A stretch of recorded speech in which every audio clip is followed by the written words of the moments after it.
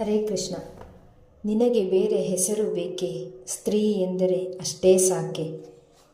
ಇತಿಹಾಸದ ಪುಸ್ತಕ ಓದುವಾಗ ಎಲ್ಲ ಕಾಲಘಟ್ಟಗಳಲ್ಲೂ ಬರುವ ಒಂದು ವಿಷಯ ಇದೆ, ಅದು ಮಹಿಳೆಯರ ಸ್ಥಾನಮಾನ. ಯಾಕಿಷ್ಟು ವಿಶೇಷತೆ ಆ ಹೆಣ್ಣಿನಲ್ಲಿ? ಯಾಕೆ ಪುರುಷರ ಸ್ಥಾನಮಾನ ಅಂತ ಉಲ್ಲೇಖ ಮಾಡಿಲ್ಲ? ಹೆಣ್ಣು ದೇವರು ಜಗತ್ತಿಗೆ ಕೊಟ್ಟಿರೋ ಒಂದು ಅದ್ಭುತ ಉಡುಗೊರೆ. Women should be celebrated. ಈ ಮಹಿಳೆಯ ಸ್ಥಾನಮಾನದ ಗ್ರಾಫ್ ನೋಡ್ತಾ ಹೋದರೆ ಸಹ್ಯಾದ್ರಿ ಬೆಟ್ಟಗಳ ಸಾಲುಗಳ ಥರ ಕಾಣುತ್ತೆ. ಒಂದು ಘಟ್ಟದಲ್ಲಿ ಉನ್ನತಿ, ಒಂದರಲ್ಲಿ ಅವನತಿ. ಅದಕ್ಕೆ ಅವಳು ಕಾರಣನಾ? ಅಲ್ಲ, ಅವಳನ್ನು ನಡೆಸ್ಕೊಳ್ತಿರೋ ಈ ಪ್ರಪಂಚ. ಅವಳು ಒಂಥರ ಕನ್ನಡಿ ಇದ್ದಂತೆ. ನೀವು ಹೇಗೆ ನೋಡ್ತಿರೋ ಅವಳು ಹಾಗೆ ಕಾಣೋದು. ಆದರೆ ಒಂದು ಮಾತಿದೆಯಲ್ಲ, ನದಿ ಮೂಲ, ಋಷಿ ಮೂಲ, ಹೆಣ್ಣಿನ ಮೂಲ ಹುಡುಕಬಾರ್ದು. ಆ ಪರಾಶಕ್ತಿ ನೋಡೋ ಅಷ್ಟು ಸುಲಭ ಇದ್ದಾಳ? ಅವಳು ಅಬಲೇನಾ? ಯಾಕೆ ಅವಳು ವಿಶೇಷ? ಬನ್ನಿ ನಮ್ಮ ಇತಿಹಾಸಕ್ಕೆ ಹೋಗಿ ಬರೋಣ. ಯುಗದ ಆದಿ ಹೆಣ್ಣು ಗಂಡು ಎಂಬ ಭೇದ ಇರಲಿಲ್ಲ. ಇಬ್ಬರು ಬೇಟೆಯಾಡೋರು ಸಮಾನ ಜೀವನ ನಡೆಸ್ತಾ ಇದ್ರು.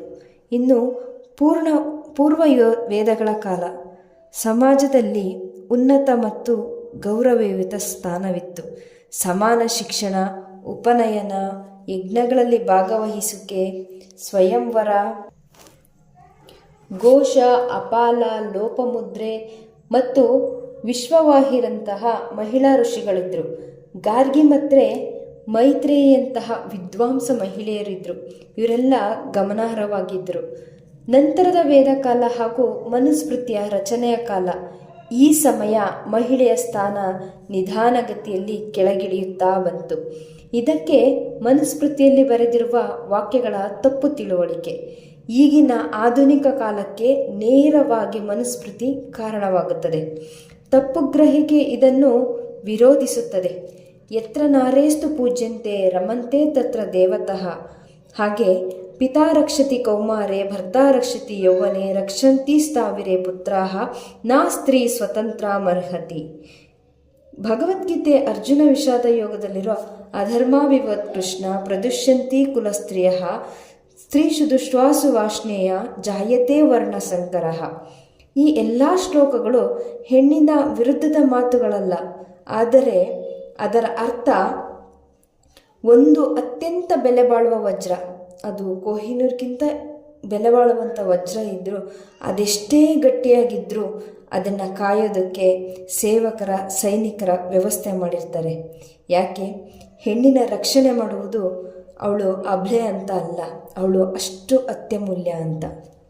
ಇದನ್ನು ತಪ್ಪಾಗಿ ಗ್ರಹಿಸಿ ಆಕೆಯನ್ನು ಕೀಳಾಗಿ ಕಾಣ್ತಾರೆ. ಮನೆಗೆ ಆಕೆಯನ್ನು ಸೀಮಿತಗೊಳಿಸ್ತಾರೆ. ಬಾಲ್ಯ ವಿವಾಹ, ಸತಿ ಪದ್ಧತಿ, ಘೋರವಾದ ವಿಧವಾ ಆಚರಣೆಗಳನ್ನು ಜಾರಿಗೆ ತರ್ತಾರೆ. ಶಿಕ್ಷಣವನ್ನು ಮೊಟಕುಗೊಳಿಸ್ತಾರೆ. ಮುಸ್ಲಿಮರ ದಾಳಿಗಳಿಂದ ಇದಕ್ಕೆ ಪುಷ್ಟಿ ಸಿಕ್ಕಂತಾಯಿತು. ಅವರಲ್ಲೂ ಪರದಾ ಪದ್ಧತಿಯಿಂದ ಹೆಣ್ಣು ಮಕ್ಕಳು ಹೊರಬರದಂತಾದರು. ಅದರಲ್ಲೂ ಇವೆಲ್ಲವನ್ನು ಮೀರಿ ಇತಿಹಾಸ ಬರೆದಿದ್ದು ರಜಿಯಾ ಮತ್ತು ನೂರ್ ಜಹಾನ್.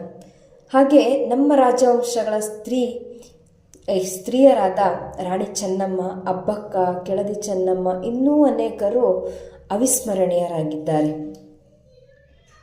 ಇನ್ನು ಭಕ್ತಿ ಪಂಥಗಳು ಶುರುವಾದವು. ಇವುಗಳು ಒತ್ತು ಕೊಟ್ಟಿದ್ದು ಮಹಿಳೆಯರ ಸಮಾನತೆಗೆ. ಪುನಃ ಮಹಿಳಾ ಸ್ಥಾನಮಾನ ಮೇಲೇರುತ್ತಾ ಹೋಗಿತ್ತು.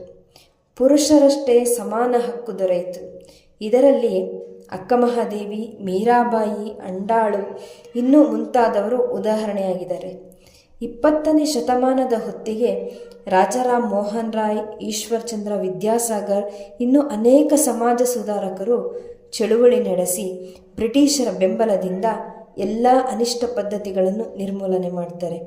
ಹೆಣ್ಣು ಮಕ್ಕಳ ಶಿಕ್ಷಣಕ್ಕೆ ಒತ್ತು ಕೊಡ್ತಾರೆ. ಹಾಗೆ ಅನೇಕ ಮಹಿಳೆಯರು ರಾಷ್ಟ್ರೀಯ ಚಳುವಳಿಗಳಲ್ಲಿ ಸಕ್ರಿಯವಾಗಿ ಪಾಲ್ಗೊಳ್ತಾರೆ. ಇದು ಅಸಮಾನತೆಯ ವಿರುದ್ಧ ಇಟ್ಟ ಒಂದು ಪುಟ್ಟ ಹೆಜ್ಜೆಯಾಗಿತ್ತು. ಆಧುನಿಕ ಮಹಿಳೆ ಶಿಕ್ಷಣ, ಉದ್ಯೋಗ, ರಾಜಕೀಯ ಮತ್ತು ಕ್ರೀಡೆ ಸೇರಿದಂತೆ ಎಲ್ಲ ಕ್ಷೇತ್ರದಲ್ಲೂ ಪ್ರಗತಿ ಸಾಧಿಸಿದ್ದಾಳೆ. ಇಷ್ಟಾದರೂ ಆಕೆ ಸ್ವತಂತ್ರ ಮತ್ತು ಸಮಾನ ಹಕ್ಕಿಗಾಗಿ ಹೋರಾಡುತ್ತಿದ್ದಾಳೆ. ತೊಟ್ಟಿಲನ್ನು ತೂಗುವ ಕೈ ದೇಶವನ್ನಾಳುತ್ತದೆ ಎಂಬ ಮಾತು ಇಂದು ನಿಜವಾಗಿದೆ. ಈಗ ಹೇಳಿ, ಆಕೆಗೆ ಇನ್ನೊಂದು ಹೆಸರು ಬೇಕೇ? ಸ್ತ್ರೀ ಎಂದರೆ ಅಷ್ಟೇ ಸಾಕೆ? ನೀವೇ ಹೇಳಿ.